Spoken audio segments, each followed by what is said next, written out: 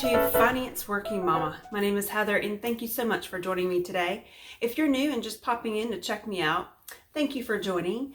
I am here as another mom and career woman that's trying to figure out how to manage life in managing my finance career, being successful at that, being successful as a mom and wife to my family, and then managing my finances at the same time. And you guys know that that's a big challenge to have all three of those components and be successful at all.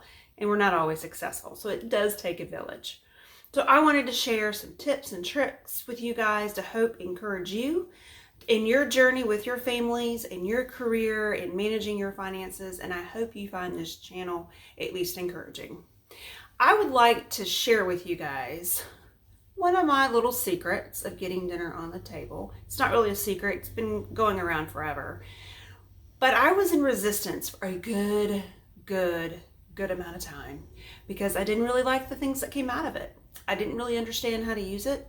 You would think it would be simple, but it's not. It has a lot of things that you have to manage and understand before you start using it and enjoying the food that comes out of it.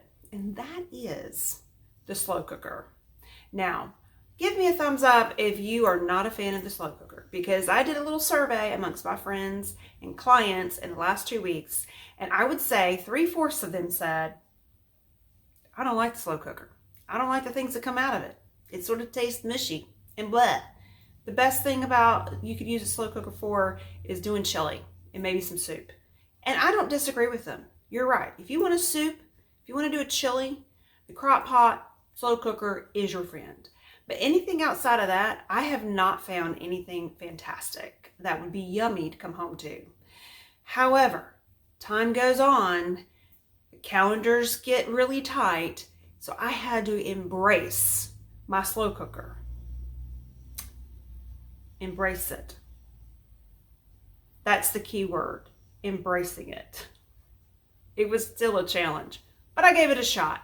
So I wanted to share with you guys today some tips and tricks that I have learned along the way to embracing this appliance into my kitchen and making some yummy meals for my family.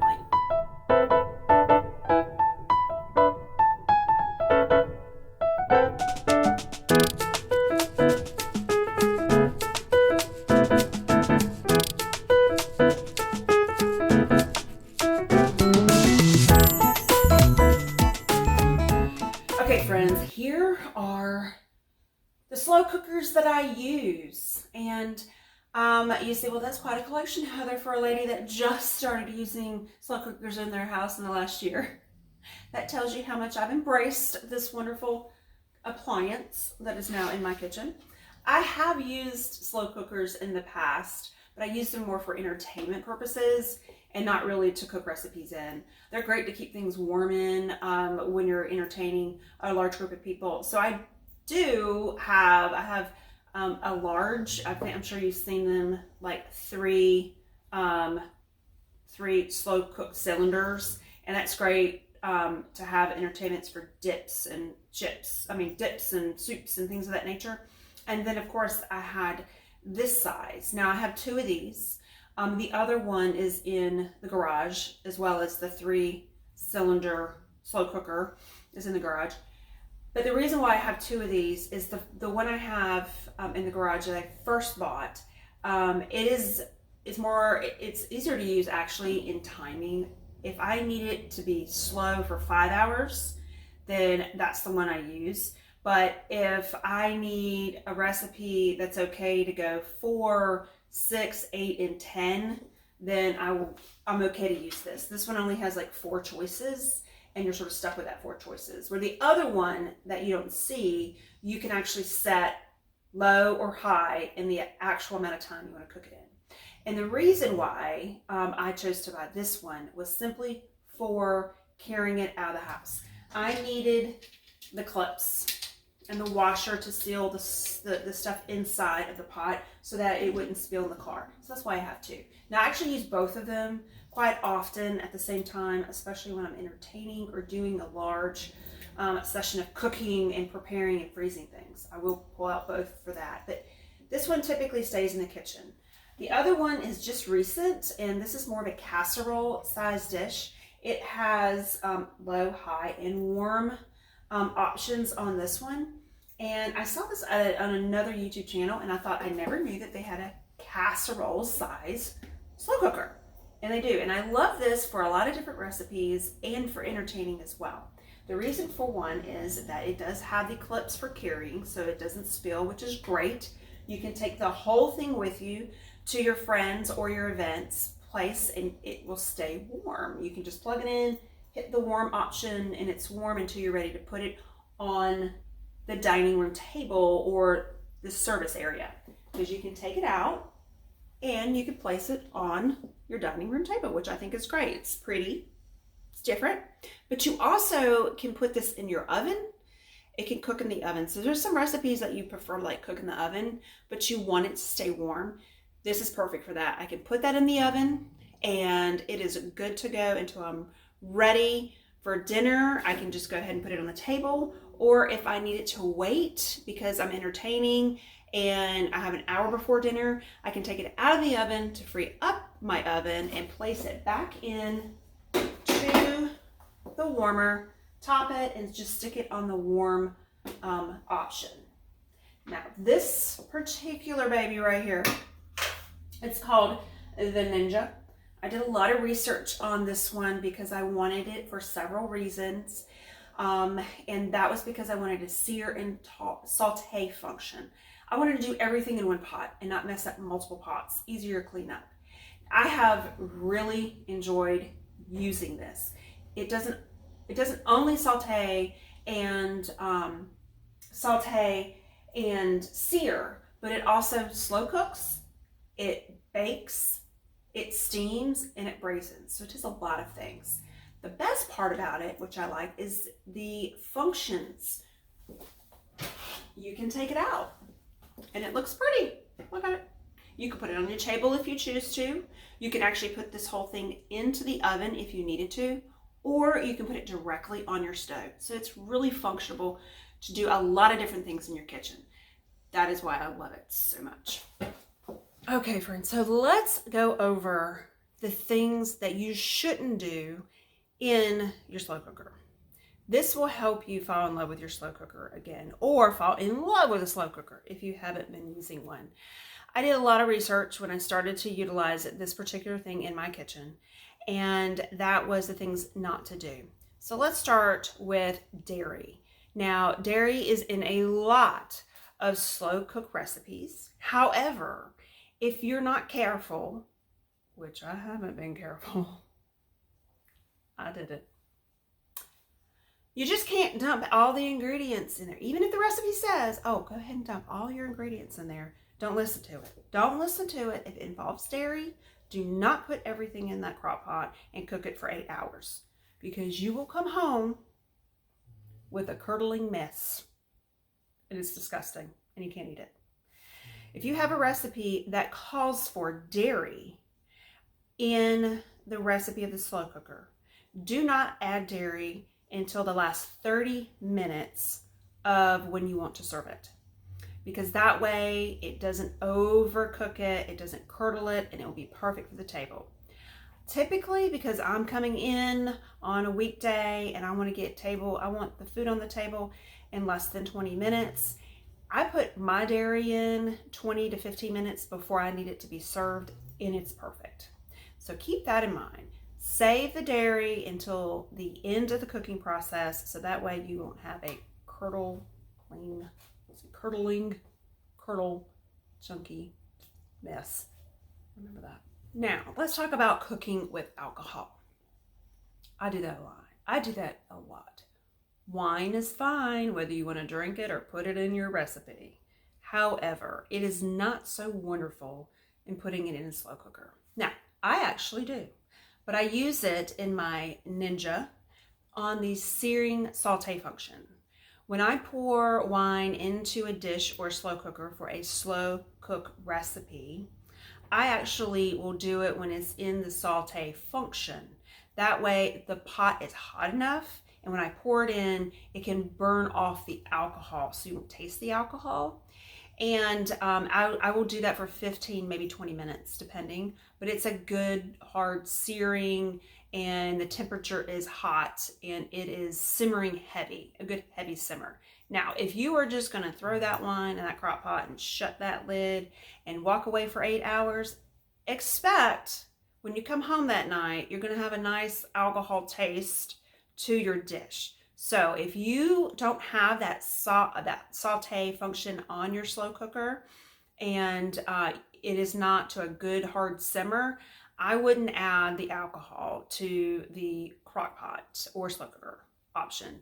I would just probably eliminate that, because it will, I learned, I did, it will taste like alcohol for sure.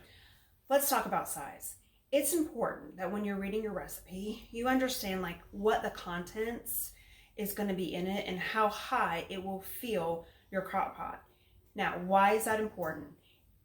All the things that I've read is the perfect height contents inside your crock pot should be 3/4 filled. So 3/4 of the way up, it is perfect cooking level in a crock pot. They say it cooks more evenly and it cooks more efficiently that way. Now they said at the least is halfway. If it is below halfway, then there's a good chance that it's going to burn or not cook evenly. So keep that in mind when you're looking at a recipe. Ensure that what crock pot you choose, they have a smaller one than this. I haven't had a recipe that I needed a smaller one yet, thank goodness. This particular size works better for me in most of the recipes that I do. But if you're just cooking for two, which happens, then you probably will need, and you want to cut the recipe in half, you probably want to go to a smaller crock pot. So that way it's at least halfway up or 3/4 of the way up. You also don't want to pull it all the way up to the top. And you know that happens. And you're like, oh gosh, I hope it didn't boil over. Because that will happen as well. I've had that happen. I think to myself, oh, it's never going to get that hot in there. It's not going to boil over. It's boiled over. And it was a mess. An absolute mess. So take it from the person who screwed up. 3/4 of the way. No higher than that. Or you're going to come home to an absolute mess. Because you think, what you don't realize, is meats have water. Vegetables have water. And it cooks. So it releases water, which if you're already at the top, then that gives you the opportunity of it to boil over. So understand what recipe you're using. Understand if it's below halfway, choose a smaller crock pot or slow cooker. And keep it 3/4 height only or to half. And your recipe will turn out perfect. Peeping, no peeping. None whatsoever. None. Don't do it. I know you want to. No peeping. When you put your recipe together and you close this lid, be sure not to open it until you're ready to eat it. You want to put your contents in there. You want to set the temperature that you want. Put the lid nice and closed and tight on top. And do not peep. They say that if you are cooking in your crock pot and then you turn around and you open it to go, or just to look, just take a little peep in there, they just said they will tell you add additional 30 minutes to your cooking time, because all that heat that it's built up over the last good number of hours that it's been cooking, it's all gone up. And it's going to take 30 minutes to get it back up to at least a decent temperature to finish cooking your recipe. So whatever you do, don't peep. Don't peep. And threaten your family, because my kids are notorious of going, what's in here? And then all the steam comes out. Don't peep, y'all. Just don't do it. Put it there. Keep it until you're ready to eat it. All right, let's talk about the meats. Now, not all meat is created equal when it comes in cooking in that beautiful little slow cooker that you are now trying to embrace into your cooking regimen for your family. I will tell you, the expensive meats, don't do it. Don't put it in the slow cooker. It's not meant to be in the slow cooker. You'll be sadly disappointed and upset on the results that come out of it. Leave that for the grill, your stovetop, or that oven of yours, okay? Great meats that are great in the crock pot or slow cooker are chicken, pork shoulders, pork butts, cube steak, even hamburger.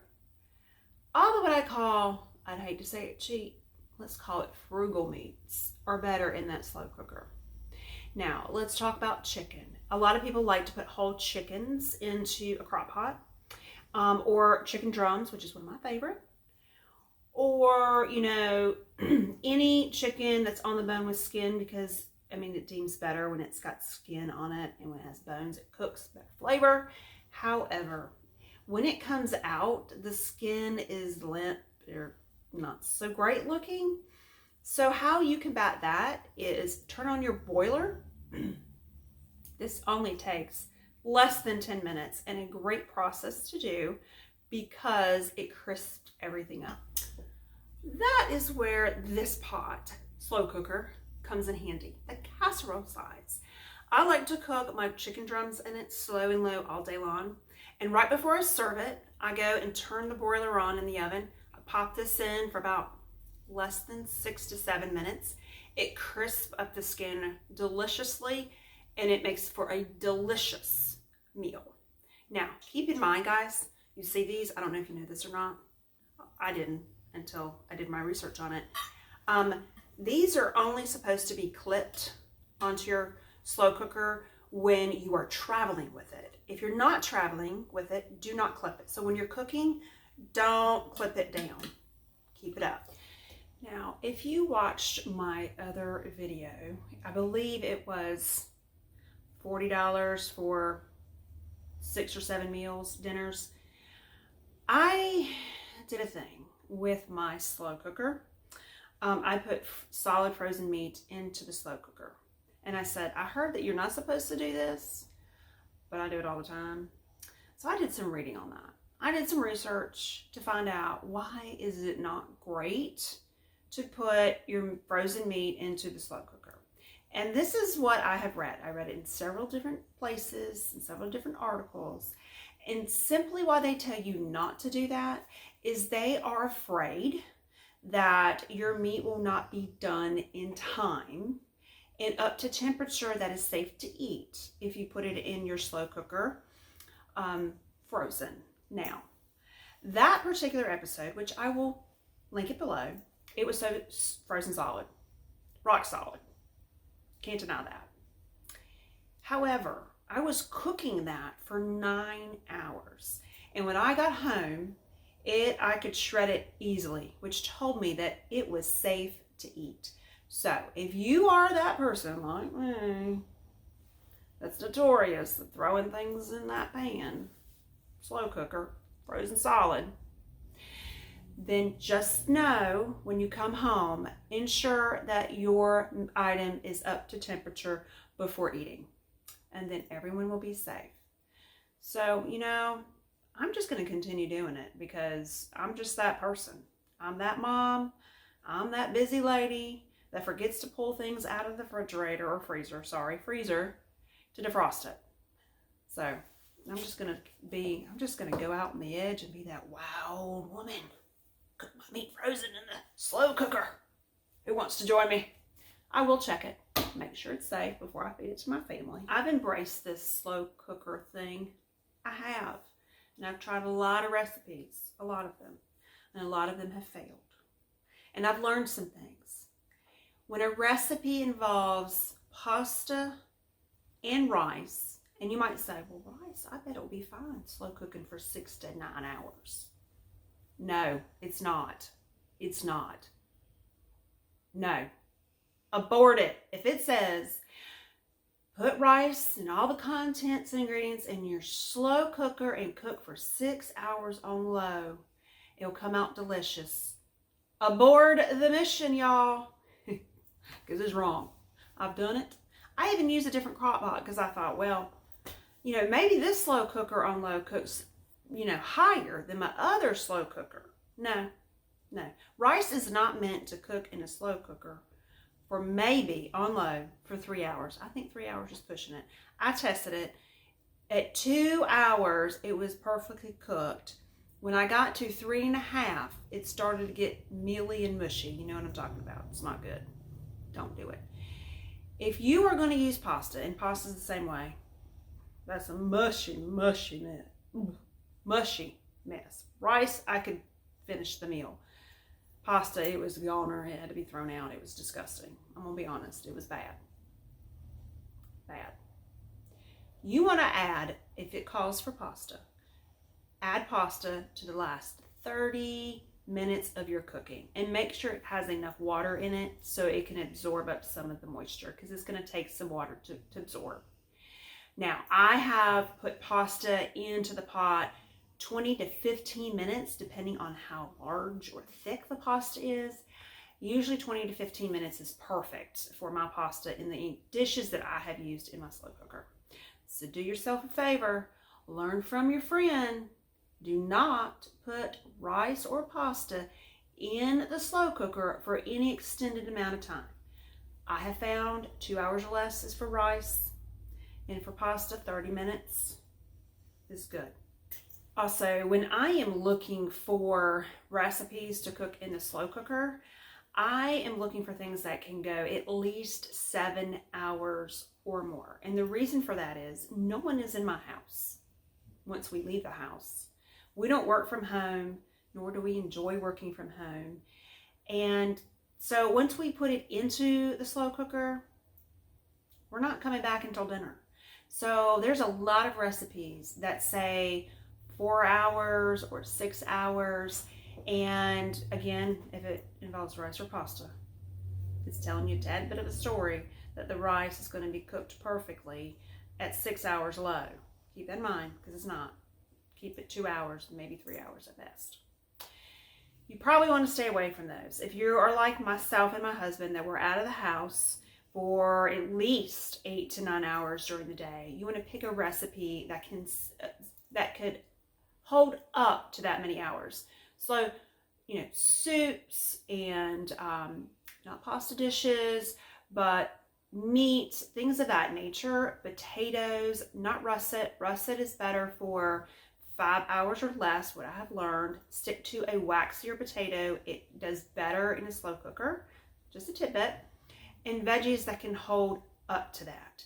Now, I am going to share with you one of the recipes that I like to do, and it's sort of a comfort food as well, and that is cube steak in the slow cooker, and it is easy. This is one of my favorite cube steak recipes, and this is what you'll need. You'll need 1 can of cream of chicken soup, 1 packet of the au jus gravy mix, and then 1 packet of the onion soup mix, and 1 cup of chicken broth. You could use chicken bouillon with a cup of hot water. I do start with hot chicken broth because it makes it easier to mix in the contents. A lot of people will just go ahead and sprinkle each of the packets over the cube steak and then smear the cream of chicken over the meat, but I actually feel like taking the time and warming up the chicken broth, mixing the 2 packets together with the cream of chicken first does a much better job of incorporating all the flavors of all the items you're putting into the crock pot, and it spreads nicely over the meat, and the meat takes in all the flavors evenly. That's the way I feel. I have done both ways. Doing it this way, I feel produces a much better taste and flavor to the cube steak. Most importantly, you want to make sure you spray your crock pot. Today I'm using one of my favorite crock pots, and that is the casserole crock pot. And you want to layer in your cube steak. Cube steak is top sirloin or round steak. It's a tougher steak, and that you can get it basically pre-tenderized, or you can do that yourself. You can use your meat mallet to do it. Beef is expensive, so sometimes I actually just buy it not already tenderized and tenderize it on my own. Now here, as you can see, I did some pepper and I did a little Italian seasoning. I do not add any salt to the dish because the mixture that we made up, as you can see, I'm pouring it over right now, it has quite a bit of sodium already. A lot of times I like to use the low sodium cream of chicken. Today I didn't have any, so trust me when I tell you, you don't need to add any additional salt. It's going to be salted perfectly with the 2 gravy packets that you've poured into the cream of chicken soup and the chicken broth. I make sure it is fully covered. You just want to add the top and the lid and cook it for low for about 8 hours at least. If you like a thicker gravy, all you need to do is do some 8 ounces of warm water with a tablespoon of cornstarch. Get it nice whisked together, pour it into the crock pot, turn it on high, let it sit for 10 minutes, and it produces the most delicious gravy. Ladies and gentlemen, let me tell you, this gravy and steak over potatoes was delicious. The other recipe that I like to cook that is so delicious at the end of the day, and it's taken little to no work, and that is chicken drums, which is a family favorite. And I like to use the casserole dish. And the reason for that is I can spread them out very evenly.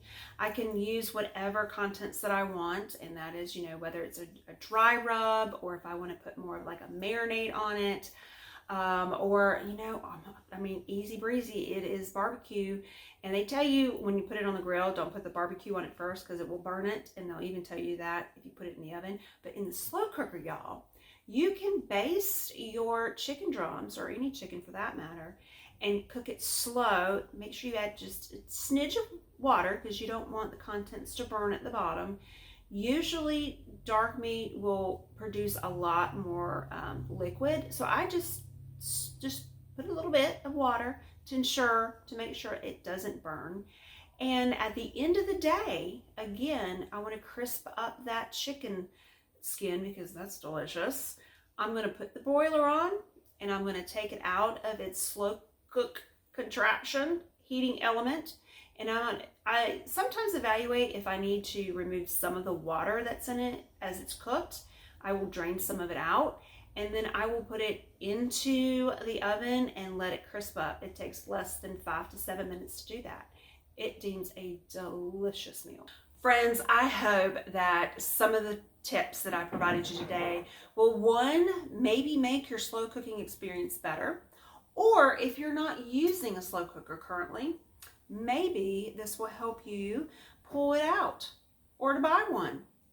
I will honestly tell you that when I decided to start using the slow cooker more, it wasn't easy. We had fights. We had frustrating moments. And many times I asked it to leave my house.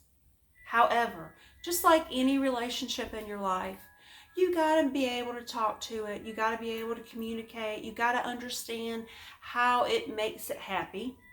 And I did. Once I learned how to do that and what to put in it, what not to put in it, what crock pot or slow cooker to use for the recipe that I was making, it started giving me delicious meals. And there's nothing better than coming home to a house that smells delicious and be able to plate that food, dinner, and give it to your family within minutes. Friends, thank you so much for joining me today. Give me a thumbs up if you enjoyed the content. And if you haven't already, please subscribe. Be sure to stay safe and most importantly, stay encouraged.